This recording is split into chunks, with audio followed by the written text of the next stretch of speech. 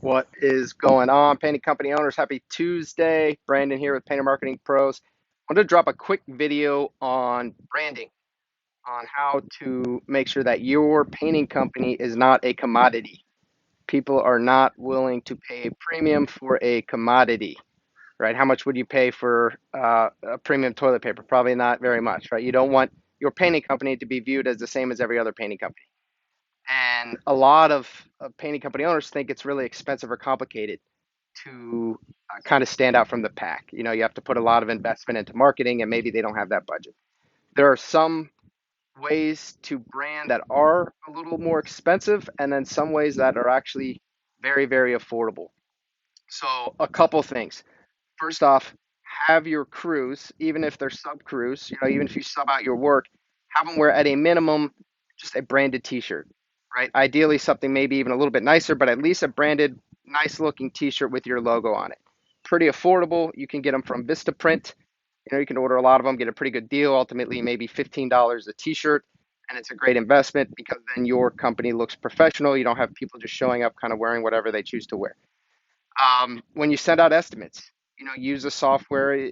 Don't kind of write on a piece of paper. You know, $6,000 includes paint, right? Make sure that you're sending out professional estimates. Software like Estimate Rocket's very easy to use, very affordable, and ultimately makes you look like a painting company, not a guy in a truck, right? You don't want to look like a guy in a truck. Even if you are a guy in a truck, you don't want to look that way, right? So doing a couple of things can kind of set you apart. What's your communication like with the client? After a lead comes through, we've talked a lot about this. Communication is key with leads and ultimately with clients as well. What does that communication look like, right? It's free to pick up the phone and call them. You know, if you have their number, call them, shoot them a text. Even if you don't have the automations in place, which are not themselves overly expensive, I'd encourage you to do that. But even if you don't, you can still call a customer. Do you have a follow-up process, right? So when you complete a job, do you call them the next day? Customer happiness call. Hey, you know, this is John with John's House Painting. We just finished your work yesterday. I just personally wanted to call and make sure that you're happy with the work, or if there's anything that we need to fix, right? Just checking in, showing that you care. Um, you know, here's where you get a little more expensive. Having a website doesn't have to be expensive because you can use a website builder, really. You know, there are drawbacks in the long term, but in the short term, using something like Wix, you know, Squarespace, you can hire someone online, do it for really a couple $100s, and just have a website that looks good. So when people go to it, it looks good. Ultimately, you're going to be restricted with some things using going that route in the long term, but in the short term, it at least gives you a professional presence online. You know, having business cards that look professional, right? Vistaprint, you can get probably 500 business cards for maybe 60 bucks or 80 bucks. You know, definitely pay to not have the Vistaprint on the back of it. Pay a little bit to make sure that that's gone. You know, at least have a blank back.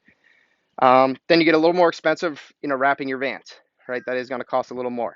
That's when you kind of go up, you know, having the vans wrapped so that when you're out in the neighborhood, everyone sees. When you're driving by, everyone sees, right? There's where you get kind of more expensive branding.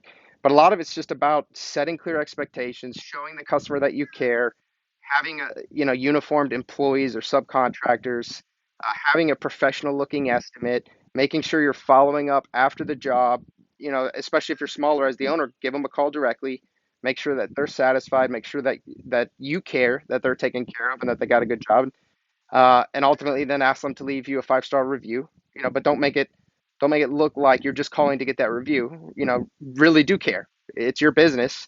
If they're unhappy, you do need to care because it's going to hurt your business.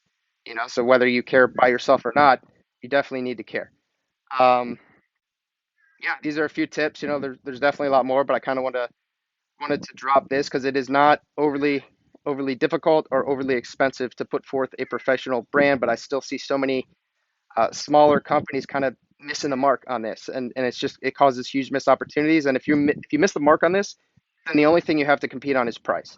So if you're wondering why you can't get higher margin jobs, why you're just kind of barely scraping by, only making a little money per job, look into, are you differentiating or are you a commodity? Because people are not willing to pay a premium for a commodity. All right, guys, happy Tuesday. Let's crush this week.